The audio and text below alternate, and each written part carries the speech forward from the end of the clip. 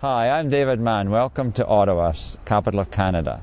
And I'm Kasia Majewski. Welcome as well. If you're watching the show, that means you're on our website, FMCFS Compassion in Action, a charity that focuses on fibromyalgia, chronic fatigue syndrome, and other related conditions. And today we're here to, first of all, wrap up the year, the 2010 year, where we launched an internet video magazine covering a variety of aspects of healthcare and support for people suffering from fibromyalgia and chronic fatigue syndrome. And which one was your favorite episode, David? Well, my favorite episode was one about the one where a mother was talking about her child who had chronic fatigue syndrome. I thought she described very well what a lot of people feel but are unable to put into words. And how about you?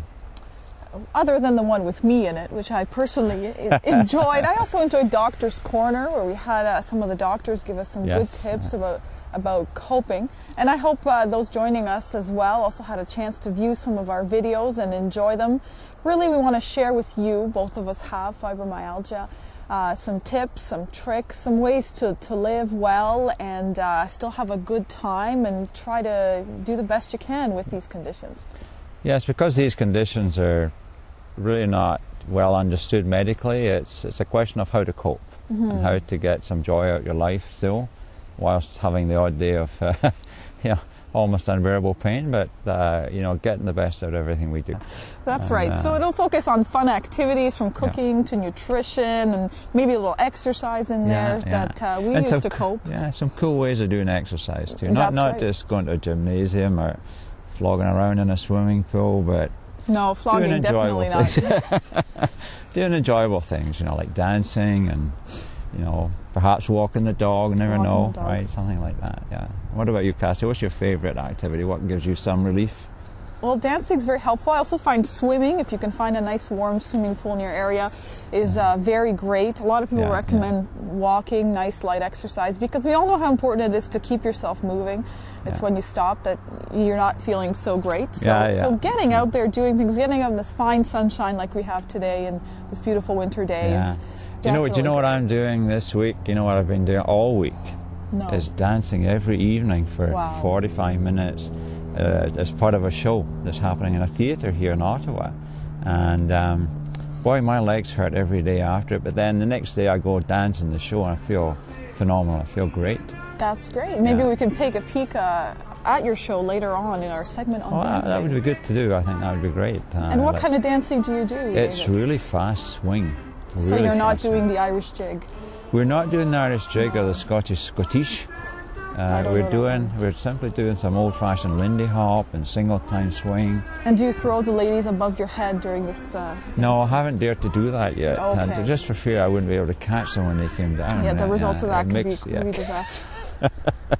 Yes. And anyway, apart from that, I guess we both dance every week. Absolutely, yes. Yeah. And keeping the brain active, that's the thing. And without physical activity, it's hard to keep the brain active.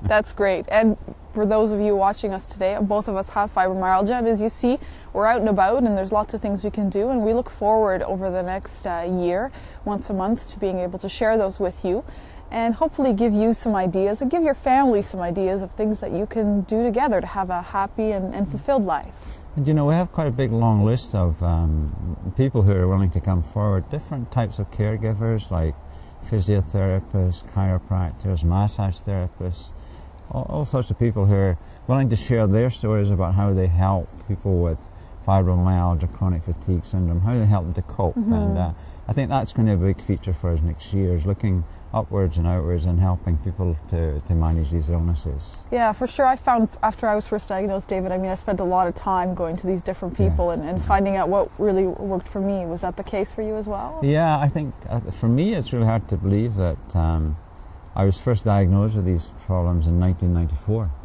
And here we are, it's 2010, nearly 16 years later. And I guess my mental attitude is completely different to what it was back then. I didn't think I was going to cope. Oh, for sure. I remember from very dark times myself, and I was obviously quite young when I was diagnosed, and so it was very difficult to suddenly feel like you're a senior citizen. And I'm very happy today with being able to find the many things that help me have a really happy and fulfilling life. So I think in our program, day by day, we'll try to bring out some of these things we've learned and maybe help to demonstrate to other people that the things they can do, and how to deal with the kind of tough days and enjoy the good days.